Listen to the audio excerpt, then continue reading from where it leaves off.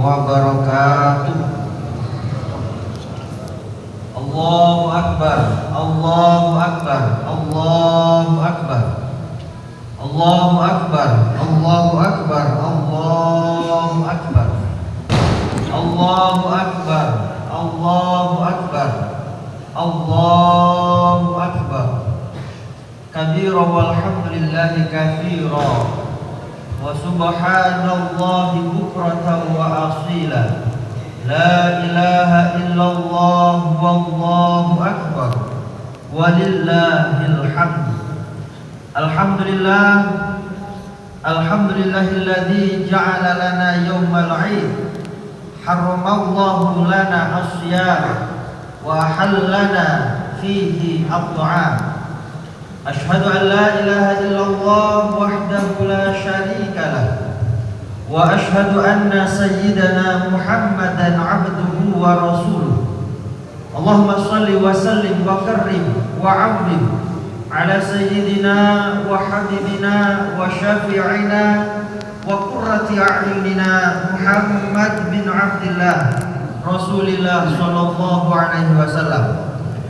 Faya ayyuhal hadirun usini wa iyyakum bitaqwallah faqad fazal muttaqun. Ittaqullaha haqqa tuqatih wa la tamutunna illa wa antum muslimun. Ma'asyiral muslimin wal muslimat, jamaah salat Idul Fitri rahimakumullah. Syukur alhamdulillah di pagi yang cerah ini, di bulan yang penuh dengan berkah ini, kita semua ditakdirkan oleh Allah bisa berkumpul di masjid yang penuh barokah ini dalam keadaan sehat walafiat.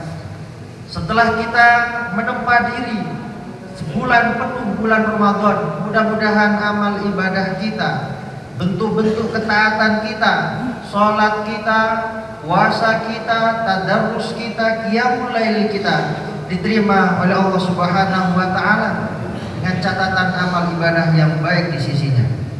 Shalawat ma'assalam semoga tetap tercurah limpahkan kepada junjungan baginda kita Nabi besar Muhammad sallallahu alaihi wasallam. Hadirin wal hadirat rahimakumullah.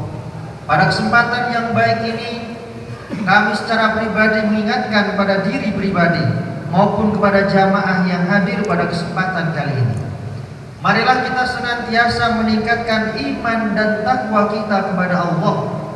Karena sesungguhnya dengan keimanan yang kita miliki, bagaimana mampu melahirkan sikap tunduk, patuh, taat atas segala perintah-perintah Allah dan menjauhi segala larangan-larangannya. Karena sejatinya hakikatnya perintah Allah di dalamnya pasti terdapat maslahat manfaat bagi kehidupan kita, tidak hanya di dunia melainkan di akhirat kelak. Begitu juga larangan-larangan Allah mesti kita yakini bahwa di dalamnya terdapat mudarat, terdapat keburukan, bahaya bagi kehidupan kita di dunia maupun di akhirat kelak. Oleh sebab itu, kita bagaimana memperkokoh iman dan takwa kita. Takwa dalam arti imtithalu awamirillah wajtinabu nawahihi, menjalankan segala perintah-perintah Allah dan menjauhi segala larangan-larangannya sebagaimana yang tertuang dalam Al-Qur'anul Karim. Ma'asyiral muslimin wal muslimat rahimakumullah. Setelah kita melalui proses 1 bulan penuh, kita ditarbiyah oleh Allah, karena hakikat puasa itu adalah hanya untuk Allah.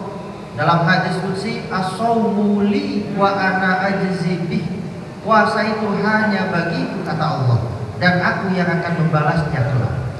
Maka 4 hal yang bisa kita ambil dari hikmah selama bulan Ramadan. Yang pertama adalah tarbiyah ruhiyah. Bagaimana di dalam bulan Ramadan kita dituntut, diwajibkan untuk berpuasa dalam rangka melatih disiplin diri, untuk jujur pada diri sendiri, untuk kemudian sabar dan ikhlas menjalani ibadah puasa sehari penuh, mulai terbit fajar hingga terbenam matahari. Yang kedua, hikmah yang bisa kita ambil adalah tarbiyah akhlak, di mana di dalam bulan Ramadan kita dituntut untuk melakukan ketaatan-ketaatan kepada Allah.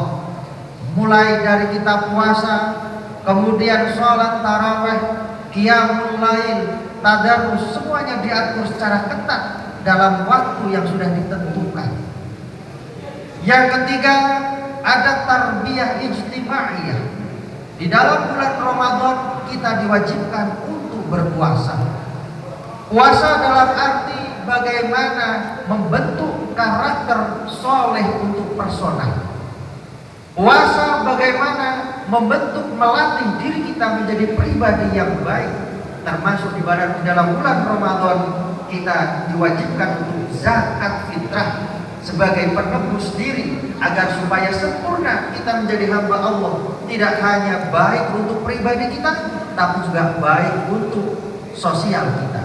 Maka soleh secara pribadi, bagaimanapun juga harus soleh secara sosial.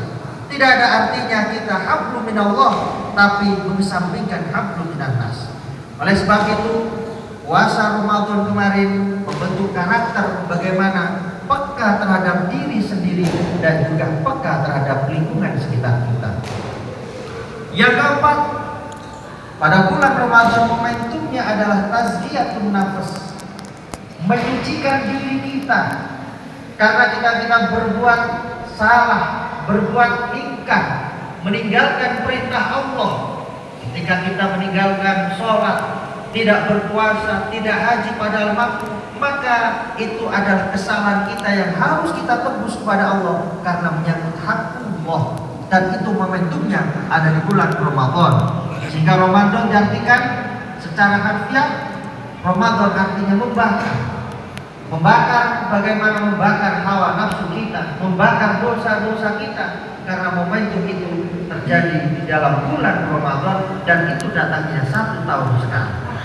Maka kalau kita mengacu pada hadis Rasulullah, "Lau ta'lamu ummati ma fi Ramadan, la tamannau an takuna sanatu kulluha Ramadan." Andai kata umatku tahu, kata Rasulullah, apa yang ada di dalam bulan Ramadan, niscaya mereka akan menginginkan seluruh bulan-bulan dalam 1 tahun penuh menjadi bulan Ramadan. Maka semangat Ramadan ini harus kita pelihara. Tidak hanya kita taat, tunduk, patuh dengan totalitas iman kita hanya di bulan Ramadan, tapi bagaimana kita jaga semangat ini sampai ketemu di Ramadan yang akan datang. Ma'asyiral muslimin, jamaah salat Id rahimakumullah. Pada suatu ketika Rasulullah bersama para sahabat. Kemudian Rasulullah bertanya kepada para sahabat. Kira-kira pertanyaannya yang disampaikan oleh Rasulullah begini. Atadaruna mal muflis? Wahai para sahabat, apakah engkau tahu siapa kategori atau siapa yang dimaksud dengan orang yang bangkrut, al-muflis? Kemudian para sahabat menjawab, al-muflisu fina man la dirhama lahu wala mata'. Para sahabat menjawab, muflis, orang yang bangkrut itu menurut kami ya Rasul, mereka yang tidak punya dirham, tidak punya uang dan tidak punya harta benda. Kemudian Rasulullah menjawab, faqala, Rasulullah menjawab, al-innal muflisa min ummati ya'ti yaumal qiyamati bisolatin wa zakatin wa syamin. Kata Rasulullah, sesungguhnya orang yang bangkrut itu bukan seperti itu.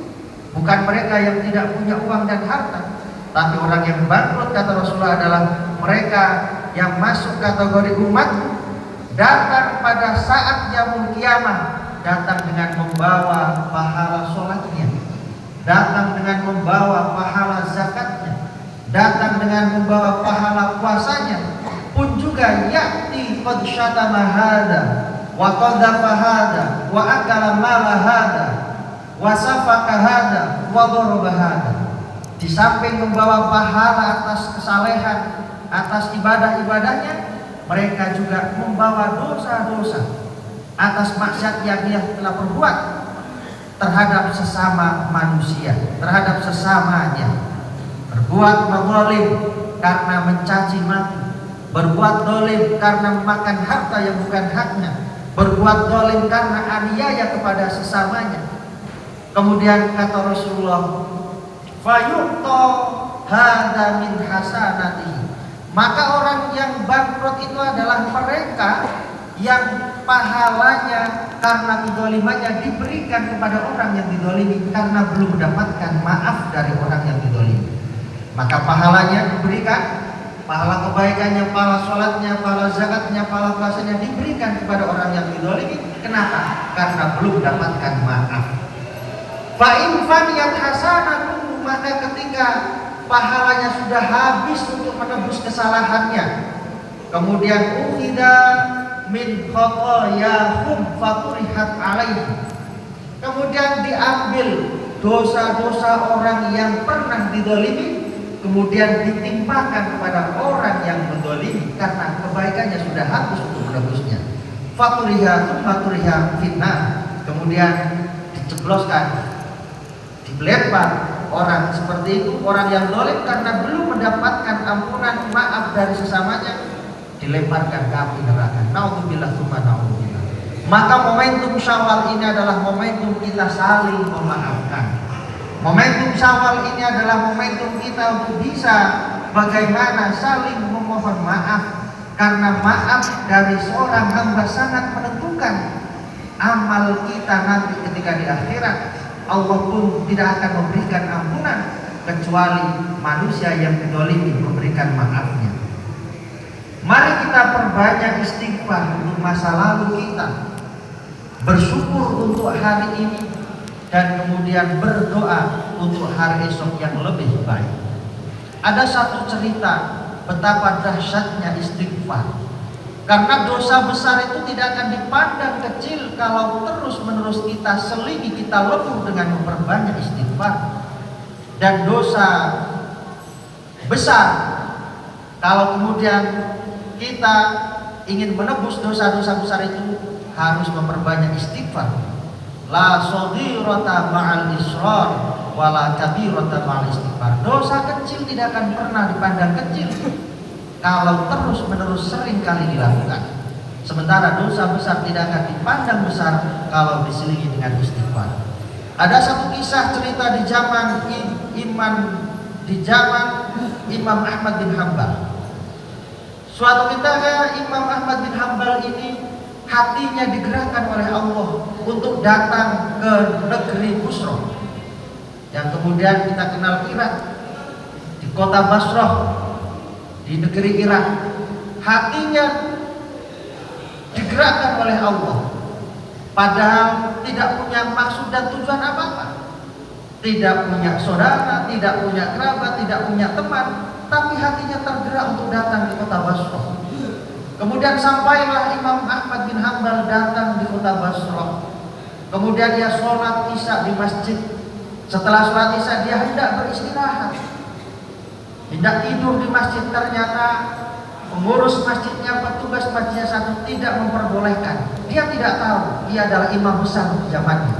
Dia tidak tahu kalau dia adalah Imam Ahmad bin Hanbal yang kemudian mendirikan mazhab Hambali.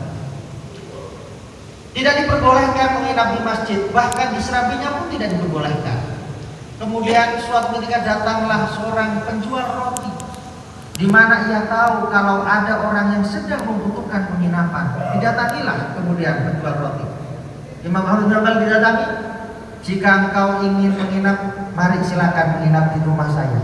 Kemudian diajaklah bermalam di rumahnya penjual roti tadi itu.